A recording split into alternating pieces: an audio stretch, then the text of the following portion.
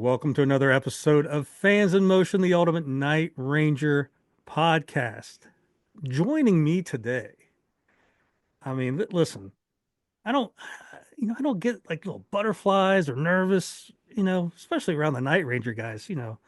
But some reason I am today. Joining me is current Lynyrd Skynyrd drummer, but this is a Night Ranger podcast. Right there, damn Yankees, former Damn Yankees drummer Michael Cartellone. Thank you for joining us, brother. Thank you, Josh. I'm happy to be here. I don't know Um, if I don't think you have to use the word former Damn Yankees drummer. I'll always be the Damn Yankees drummer. yeah, I guess when I said that, it's like, well, I guess There if I, isn't the Damn Yankees right now, but I'm the Damn Yankees drummer. well, I guess, if we say the Damn Yankees drummer, we can, there's always that is Damn Yankees getting back together. We can keep that going, I guess. Maybe And that's what, you can't even imagine how often the four of us are asked that question. It's a very popular question. and And I I'll give you the answer right away. Let's just start. Let's cut right to the chase.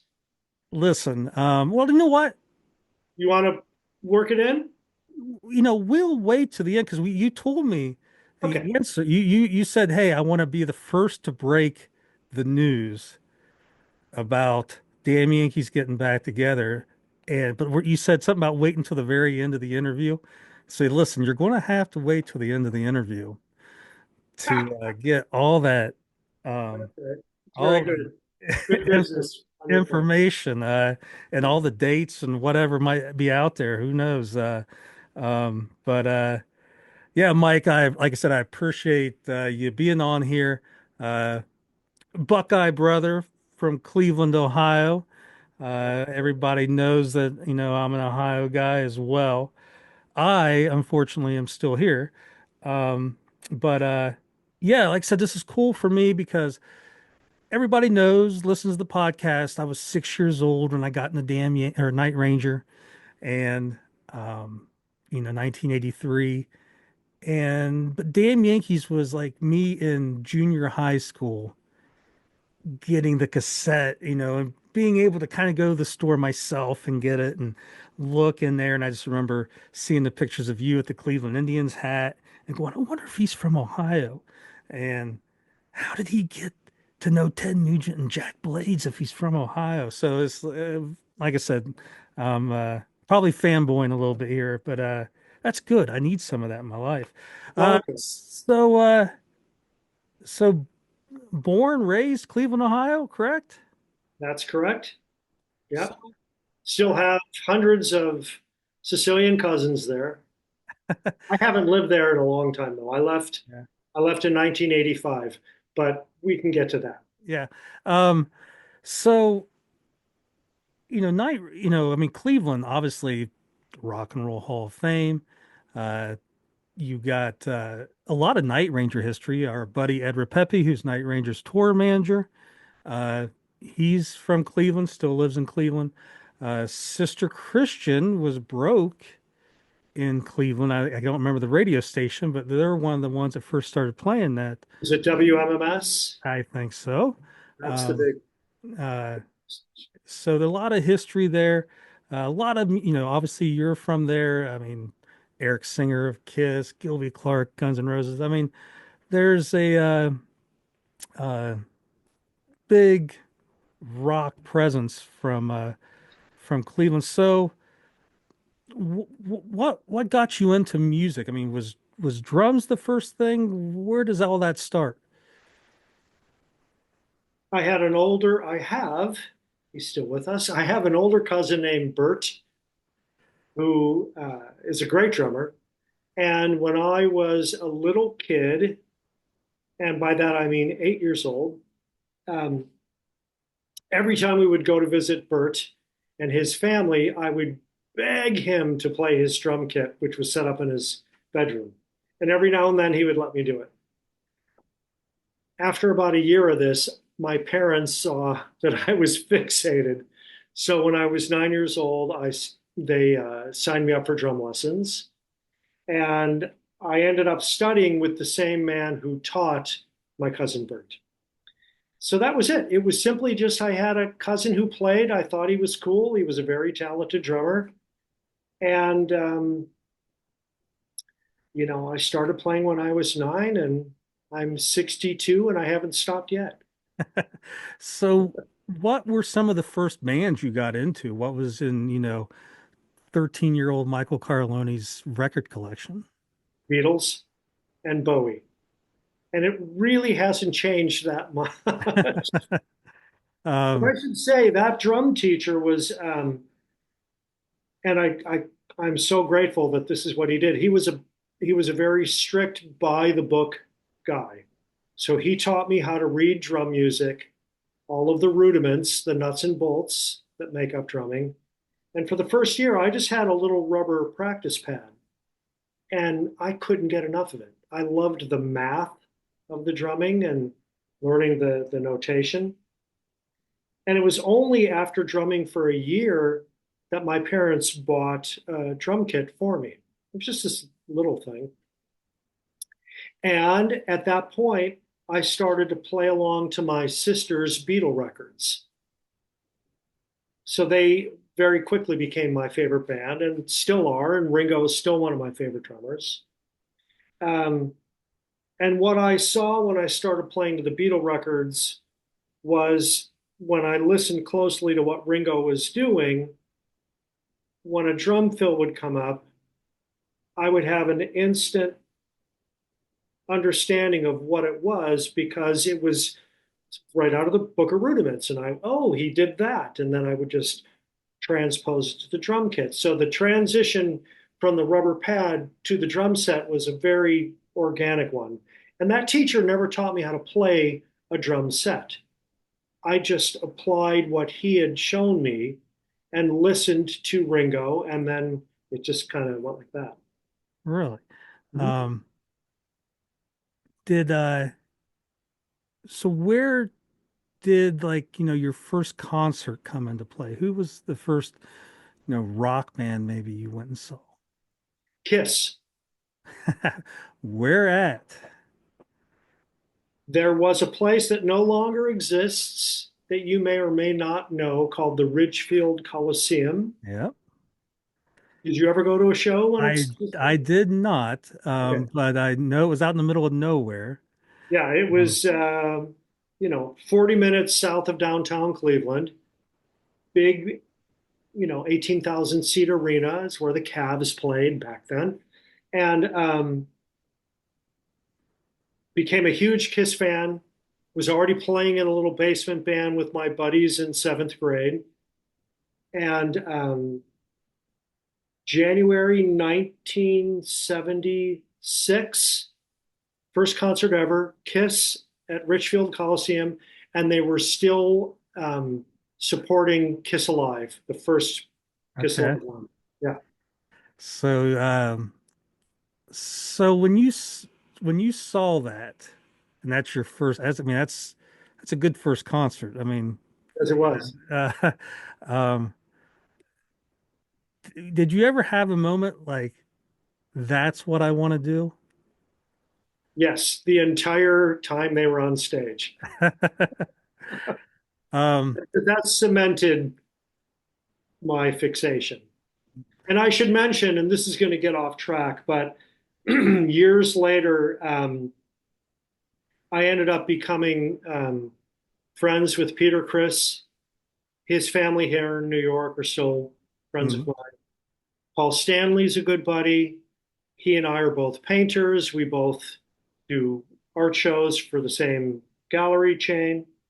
And I even did a recording with Gene Simmons just about a year ago here in New York at Electric Lady Studios, very historic studio. Yeah. So the Kiss story kind of continues through my life, which is kind of fun. Yeah, you're only missing Ace Frehley. Yeah, Um, never met Ace. but so when I mean, you talked about having a basement band. When you're getting to that point where, you're 18 and you're going to graduate, did you know that music was going to be your future, or did you have something else in mind? Where were you at that age? I knew when I was 11 and I played my first bar that that's what I was going to do for a living. There was never a thought of anything else. Now, I was already in art school and I was already painting. In fact, I went to art school when I was 4, started drumming when I was 9. So the fine art happened first. So those two coexisted. The art was, for most of my life, just a hobby. Now it's the other half of my Hmm. career. But with the exception of the hobby and love of painting, drumming was always the only thing I was going to do with my life. So by the time I graduated high school, in my senior year, I was in a band on the Cleveland bar scene, and this ties in nicely with the beginning of our story. And I was playing 4 nights a week in a copy band. And 2 of those nights were, uh, I guess they would have been Thursday and Friday. Yeah, Thursday, Friday, Saturday, Sunday. So my first period in high school was a study hall. And I purposely did that because I used to sleep through it because I had just played from 10 p.m. to 2 a.m. the night before playing top 40 music. So I was already a working musician when I graduated high school. It was not even a consideration to go to college because I was already doing what I was going to do for my living. And my parents did not try to sway me from that focus. They used to come to the dingiest beer bars and watch me play. Um, they saw that this was what I wanted to do. And because I was really already doing it, not making a living as an 18-year-old kid playing dingy beer bars, but I was doing what I wanted to do for my life, and had a wonderfully supportive family to enable me to do that. Hmm. So, did you have you said that this was what you wanted to do. Did you always hear the stories back then of people packing up and going to LA. Was that on your radar, or what was, okay, I want this to be my living? Did you think it was going to happen in Cleveland? What was your plan? Initially, I thought it would happen from Cleveland because those top 40 bands morphed into bands writing their own material. So by the time I was 20, I was in an all original band in Cleveland called Boy Wonder. And we released an independent EP, a 6-song EP. Stylistically, we were very much trying to be the Police, but we weren't. But that was kind of the vibe. This is 1982, by the way. Um, and in Cleveland in 1982, there were only a handful, and I'm talking about count them on one hand, all original bands. So we immediately stood out and we started to get a local following. We started to get put on the opening act slots when Billy Idol came into Cleveland. Boy Wonder was the opening act. When Squeeze came into Cleveland, Boy Wonder was the opening act. Because again, we didn't really have a lot of competition with local Cleveland band all original. So we kept being put on all these opening act slots. So it was a very exciting time. We were getting local radio airplay. Well, of course, you think this is it. I'm in the band that's going to, you know, be the yellow brick road for the rest of my life. And of course, it's not, but it was really fun for a while. And then it started to dwindle. So then uh,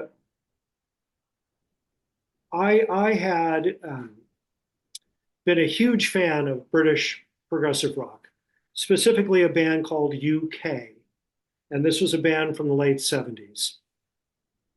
The founding member of that band, English musician named Eddie Jobson, keyboard player and electric violinist. Um, I was just a huge fan of Eddie's and the band UK. Uh, they had released a few records. Bill Bruford was the drummer on the first record. Terry Bozzio was the drummer on the second and third record.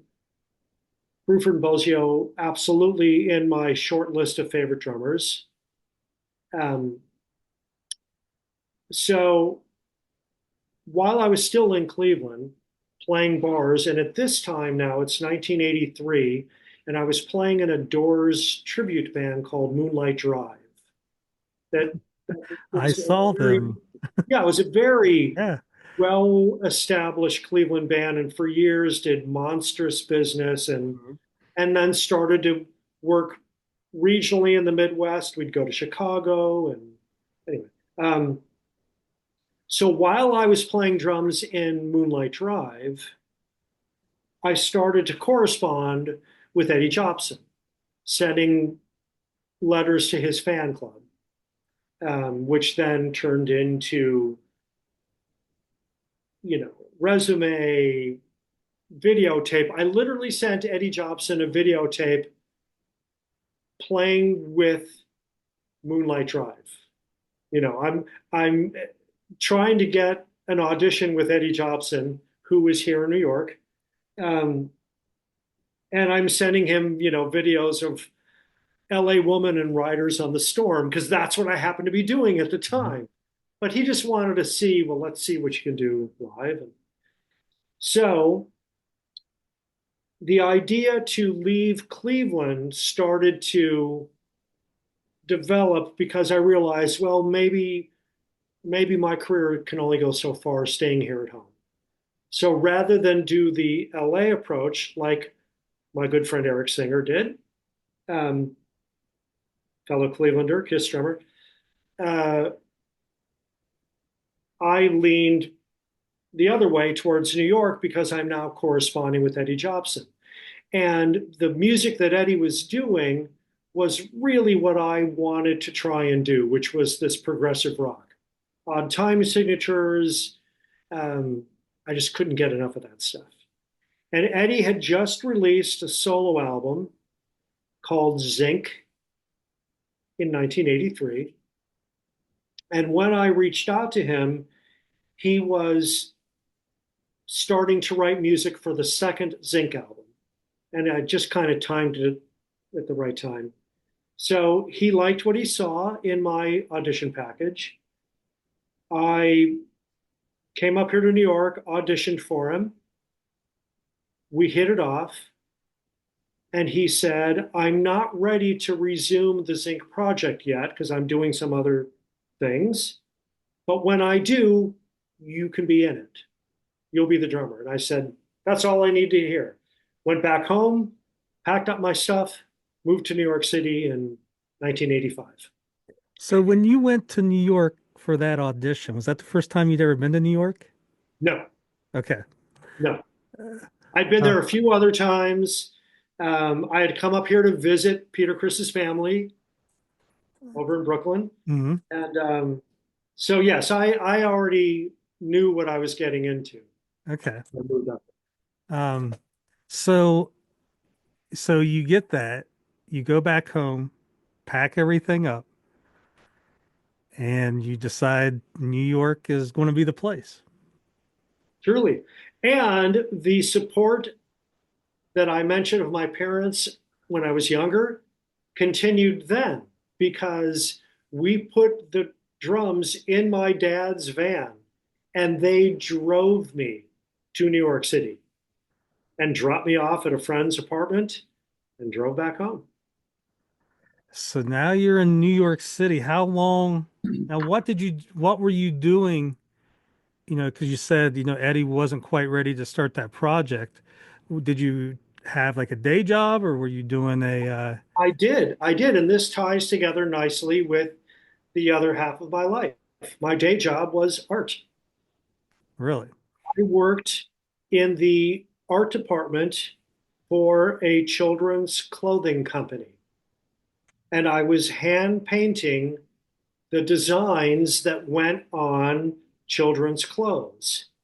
Years later, in a Damn Yankees interview, Tommy Shaw said, when I auditioned for Tommy and his solo band, that I was painting baby furniture.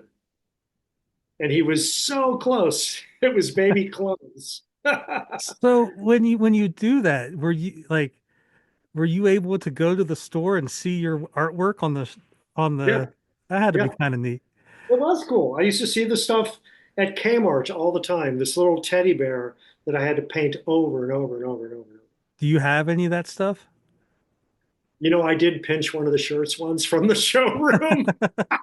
Um, yeah, I mean, that just had to be neat to, what I Yeah, mean, like you're there at the beginning of the process, and then be able to go into, like you said, a yeah. Kmart and hey, I know they Now, got. I should mention, Josh, not very long after moving here, well, Eddie and I immediately started hanging out socially, but it was probably only about 6 months later when we started working on Zinc stuff. So I was still, I call it painting bunnies during the day, and then rehearsing with Eddie on the weekends, writing material for Zinc. And that was like in your wheelhouse. That was like the progressive. It's everything I wanted to have happen. So now, what happened was this: that period of that recording project with Eddie went on for a whole second year. During that time, all of my drummer buddies, a lot of which were Clevelanders who had also moved up to New York. At one point, there were 13 New York drummers living in New York City. Or 13 Cleveland drummers? 1985, 6, 7. 13 of us. Yes. Well, one by one, all these other guys are starting to land tours.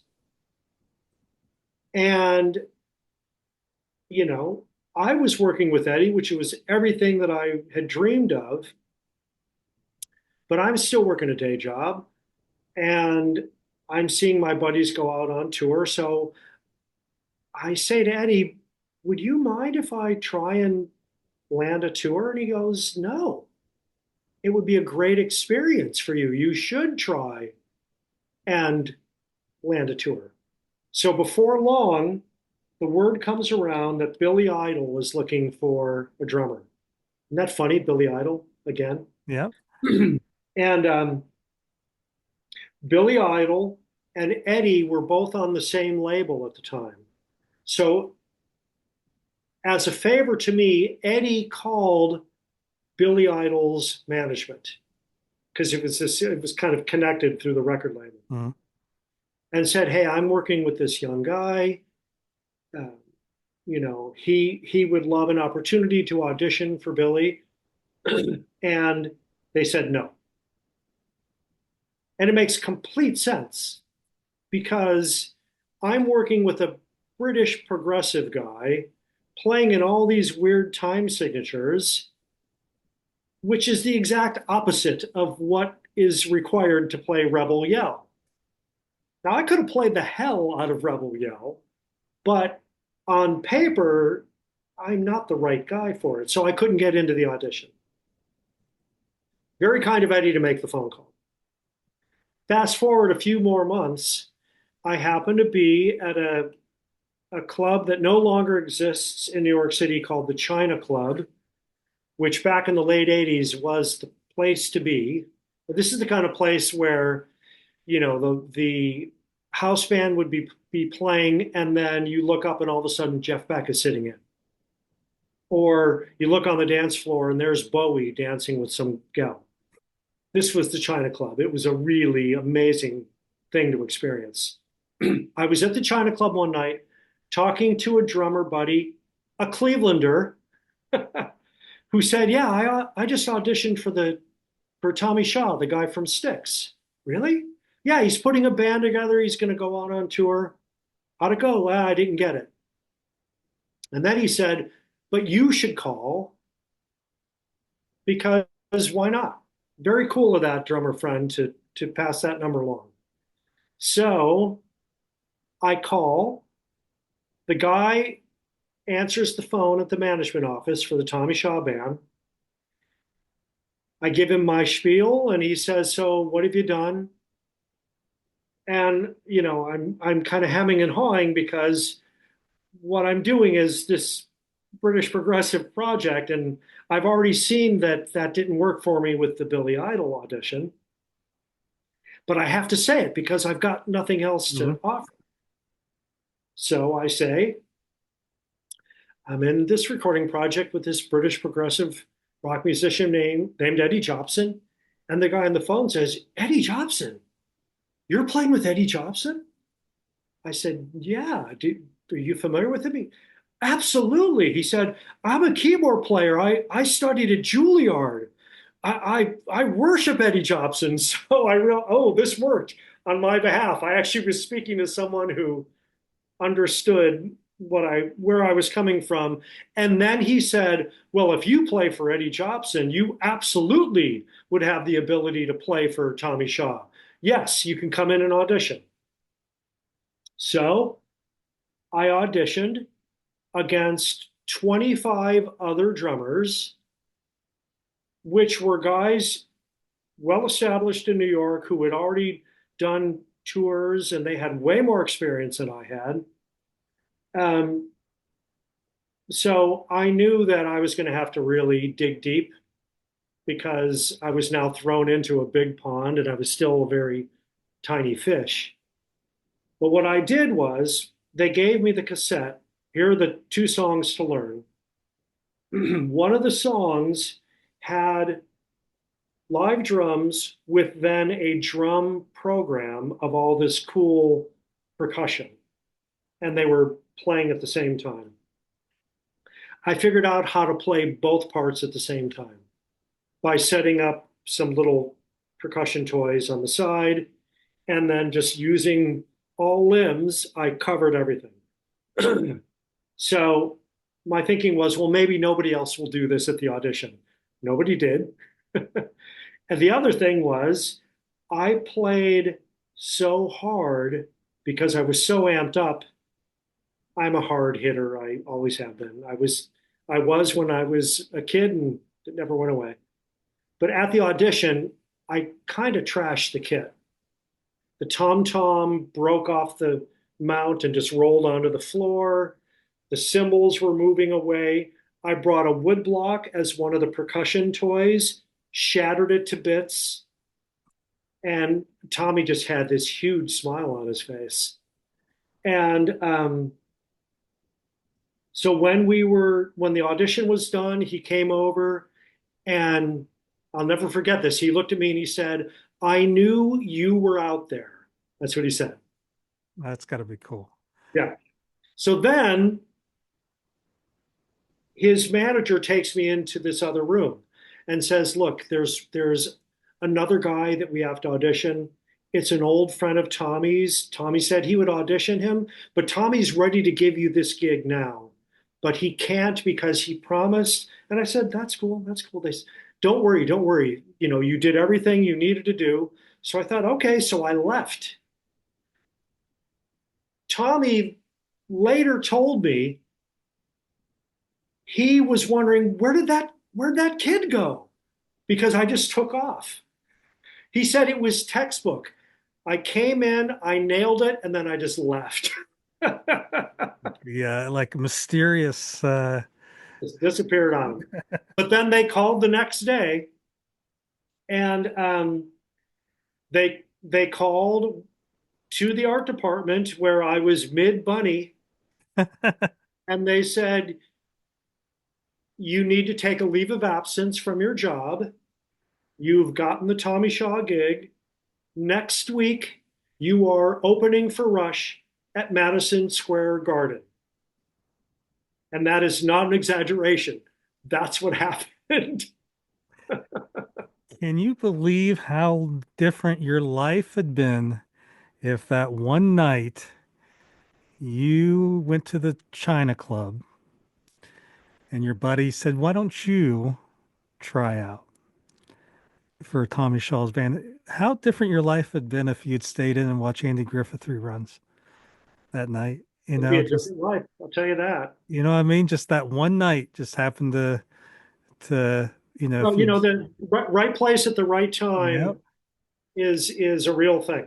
It's And only one slice of the pie, you know, to be successful, I think, in any endeavor, you've got to have skill, you have persistence, luck, right place at the right time. It's all of those cylinders firing at the oh, same time. definitely, definitely. I just love those stories where, what I mean, just, I You're mean, right. It was a difference of one night. If I had yeah. not gone, then I never would have heard about that audition, and who knows what would have happened. Yeah, I mean, well, maybe you would have beat Eric Singer in the Kiss slot and you've been drumming for Kiss. Who knows? But uh it's just weird, like I said, that one night, like if you hadn't gone out, I where know. It's where crazy. would where would the things have ended? So you get this call. I like that too. Mid Bunny. Um, you know, next week you're playing Madison Square Garden. And I mean, that's gotta be a thrill. It was insane. We did 2 nights, by the way, at the Garden. And so initially, Did mom and dad come out for that?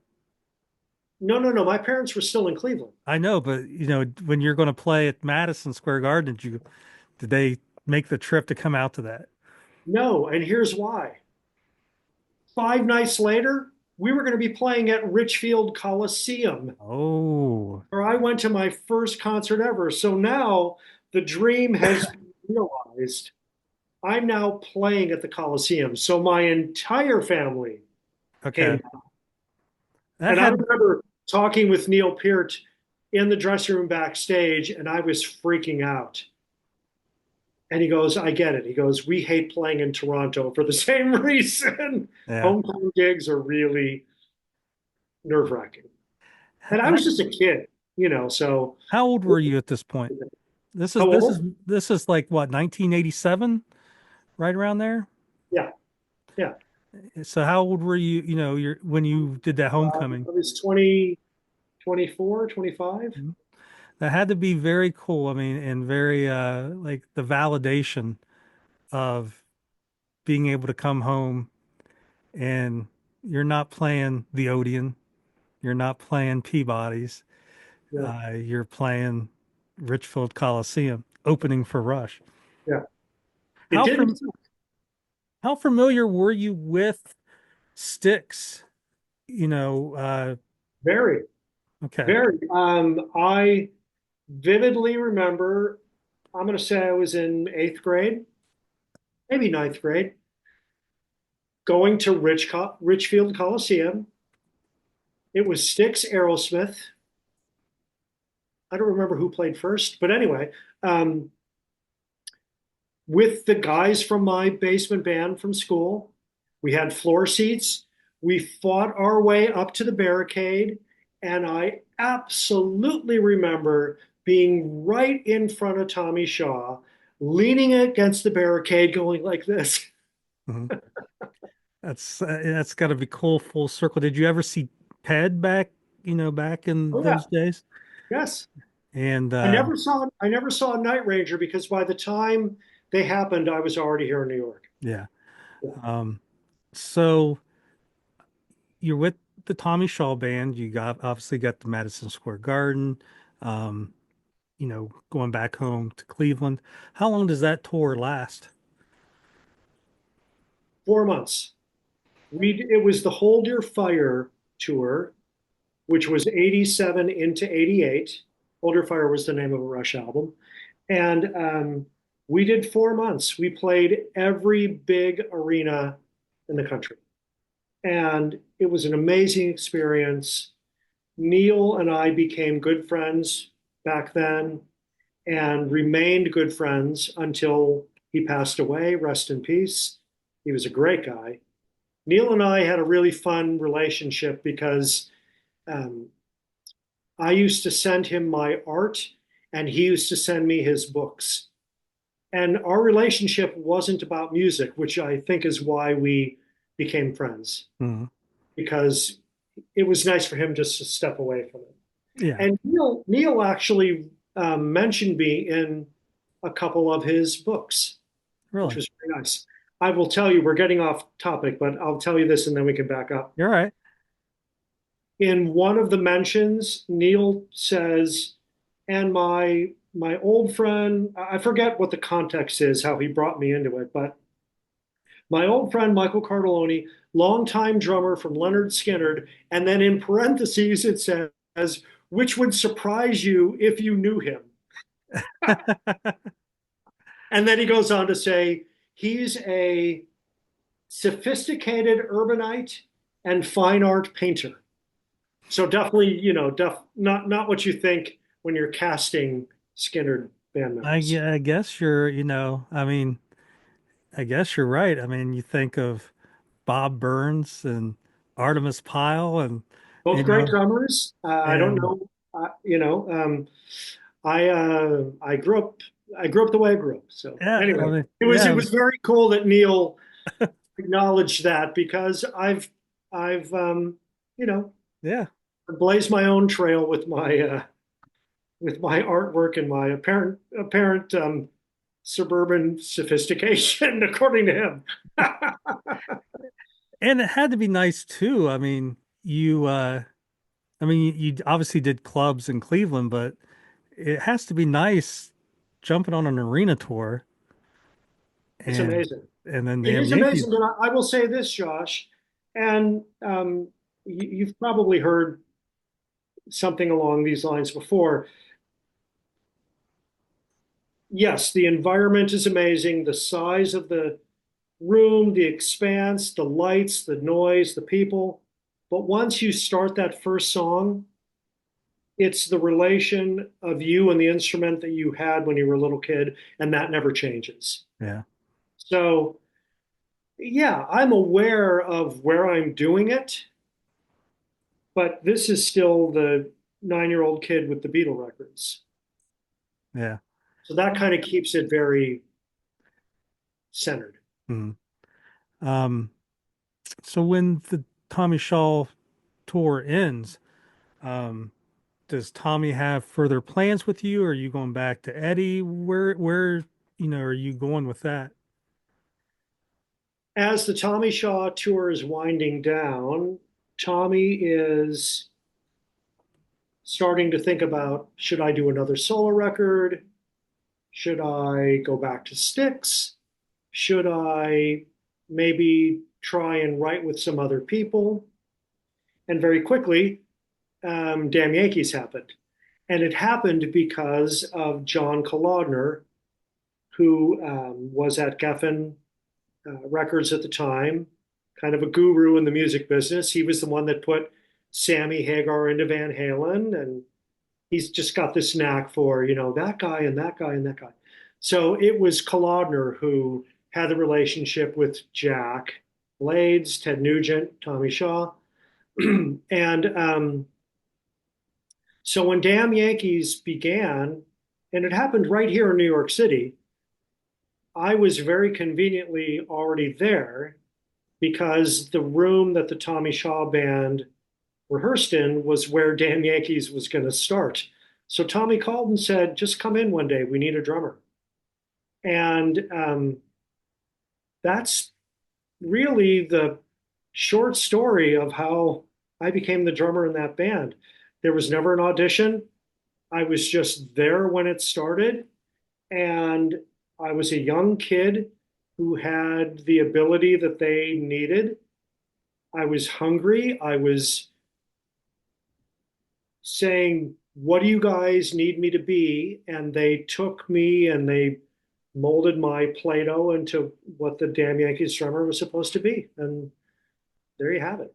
So that, I mean, So, you have the where, Kolodner puts Nugent and Tommy together and, basically, um, and are you okay with me talking about bringing you guys in at Sure, you? of course. Yeah, yeah, yeah. So, It's all been documented. okay. Yeah. So, there's the phone call. I guess Ted comes to Tommy's place in New York, and you and Norm Daler, who was the bass player in Tommy's band, basically, to have, some backing for, them throwing ideas off each other. One, that has to be kind of cool just to get a phone call one day. Hey, you want to come over and jam with Ted Nugent? Uh, so what's just your memories of that, that first day or something, walking into the same room with, I mean, you've already obviously worked with Tommy, Hmm. legend in his own right, but then you have Ted, a legend, and I would say, I mean, maybe I'm wrong, but polar opposite of like what Tommy, maybe personality wise, like that's how I just take it. But just what was that first day like, in that Well, room? you are right that Tommy and Ted on paper seem polar opposites, and there are plenty of things about them that fit that bill, but they both had a love for R&B. Mhm. That's just Jack. And that was kind of the through line. That was the common thread musically when it was first Tommy and Ted writing together.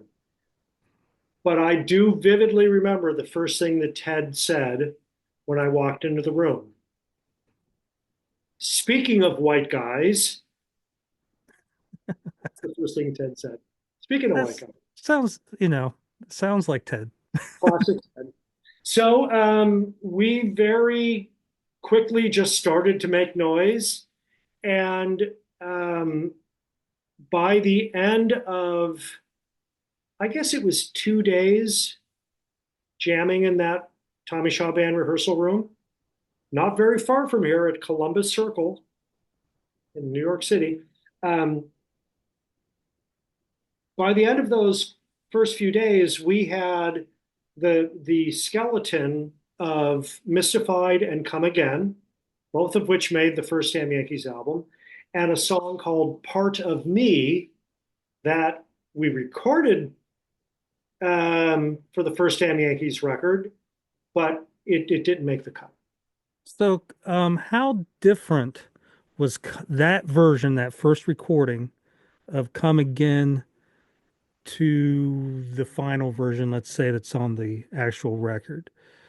When Um, Jack came in, we we reworked both Mystified and Come Again, and um, I would say they became more defined. mm, Um, you have to understand, Josh, when we were kind of coming up with that stuff for those first few days, there were no lyrics. yeah, Tommy was almost kind of scatting.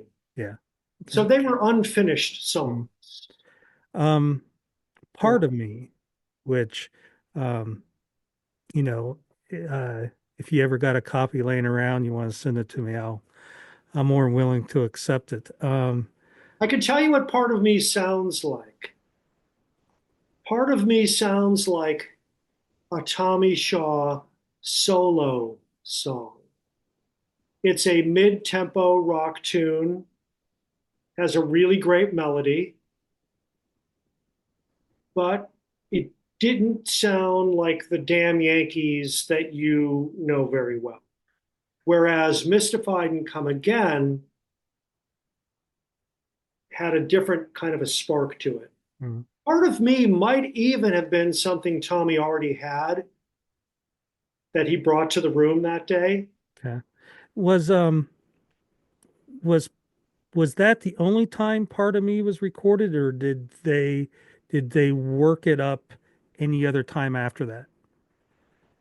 No, no, no, no. We did a basic track of Part of Me for. the first Damn Yankees record. Okay, so that song, it continued to have life. It did, Um, but we never finished it. okay. When we were recording the first album, it was very apparent that there were far more Damn Yankee So, tunes on the list.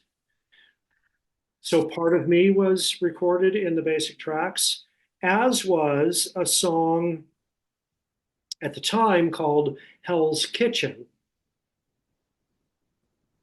Hell's Kitchen, about a year, oh, and Hell's Kitchen was not released on the first album.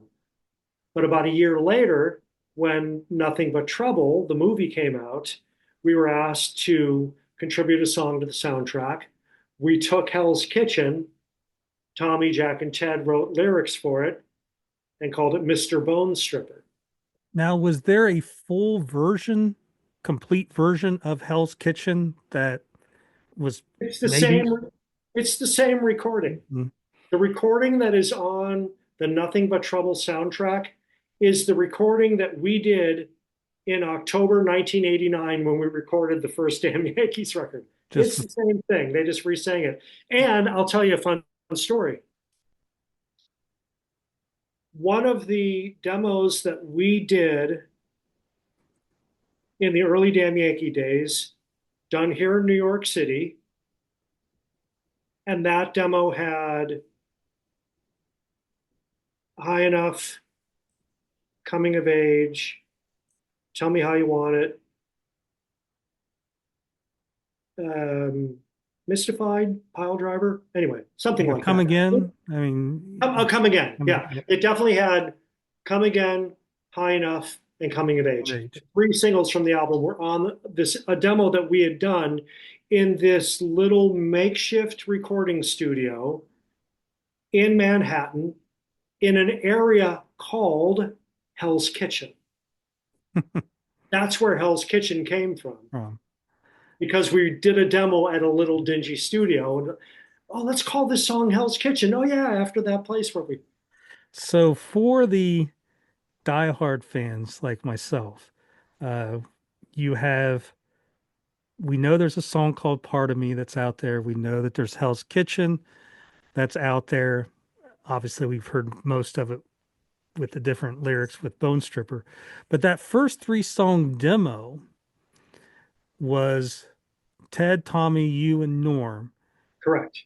And I mean, I guess we could say Norm was the original bass player in Damn Yankees because it was called Damn Yankees at that time, correct? First demo was called Damn Yankees. Correct.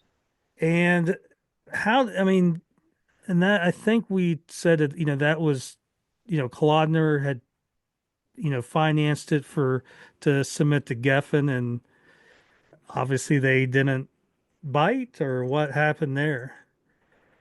I wish I could tell you. We were all a little surprised. We thought we had something very exciting here, but and Kolodner loved it, but the people at Geffen did not, so they passed on it. And at that time, Geffen's on fire. I mean, Oh yeah. Aerosmith, Guns N' Roses, Whitesnake, uh, you know, I mean, Geffen is probably one of the hottest labels out there. So By the way, December 1988 is when the first Damn Yankees demo was recorded, the one that we're talking about. yeah, yeah. So now in the Night Ranger world, Night Ranger had just released. They are coming off an album that released before that was didn't quite do as well. They released an album September of '88 that didn't do as well, even beyond the previous record. They do a small tour late '88 into '89, just kind of given a timeline there with, Night Ranger. You can kind of see the writing on the wall with them. How do you, or how does, I guess, Tommy and Ted react, putting that effort into that demo, thinking you got something there? and then getting, because neither of their solo I mean, obviously they can go play live, but studio, album wise, both of their solo careers weren't that hot. Ambition, sold okay. I mean, Ted Studio, And Ambition is the record that we were supporting. yeah. It was two songs from Ambition that were my audition for Mm. Tommy. And then like Ted, his solo career, I mean, he obviously live, that's different, but the studio Yeah. albums, there had been a decline. So it's like you have this decline in album sales with Ted and Tommy. They put this project together. They think they got something. Klodner's there championing them, and then they get rejected. Did did each of them just kind of think that was it? I mean, where did they go from there? I mean, what was, Um, we didn't really talk a lot about it. There was this feeling of, well, that was kind of a shot in the dark. Yeah, maybe it didn't work. Too bad. It was kind of fun. No one really was, crushed that it didn't happen. Well, maybe I was. um, I mean, I guess Tommy had the Styx thing still lingering well, out the there. Styx thing was always kind of just floating there. So Mhm. when Geffen passed on the Damn Yankees project, I didn't have any interaction with Ted after we recorded with him, so I had no idea Mhm. how he felt or what he was going to do. But I was around Tommy because we still had the Tommy Shaw band that hadn't dissolved. We were still doing spot dates. We'd do the Stone Pony down in Asbury Park and little odds and ends like this. But it always felt like, Styx is just knocking on the door back there. I just figured, oh yeah, so that project with Ted, it didn't get signed. Tommy's probably going to go back to Styx. That it just seemed a no-brainer. But a couple months later, Tommy called and said the Damn Yankees project is going to get another shot. I just got off the phone with Jack Blades. Damn Yankees. He's going to come in and Brad does. Brad knows Damn Yankees. How about we play a Damn Yankee song, Brad? What do you say? Let's do a damn. Come on, play your